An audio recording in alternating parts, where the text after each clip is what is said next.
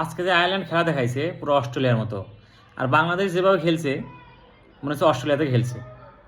181 run, 182 রানের target Ireland করছে, যেখানে বাংলাদেশ 142 রানে শেষ।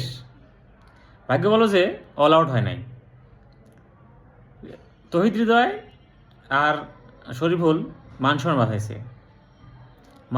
বাঁচাইছে তহিদ হৃদয়, না হলে 90 রানও করতে পারে না।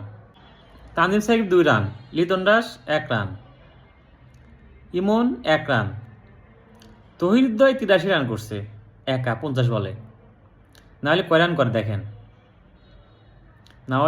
করে দেখেন, তাই 1 রান 2 রান 5 রান এই শুরু করছে, সবাই ক্যাচ আউট।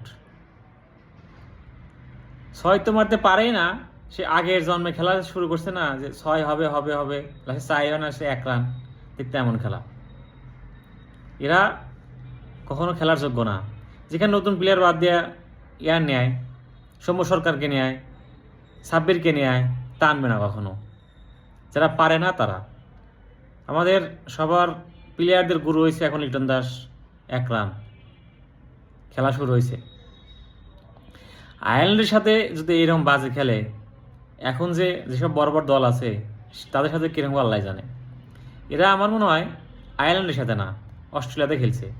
আর আয়ারল্যান্ডের যে প্লেয়ার সবাই অস্ট্রেলিয়ার মধ্যে দেখা যায়, কিন্তু মোটামুটি ওই রকমই। তা আসলে কি বলার নাই, এরা বাংলাদেশের হতাশ ছাড়া আর কিছু দিতে পারবে না। আবারও হতাশ হলাম খেলা দেখে।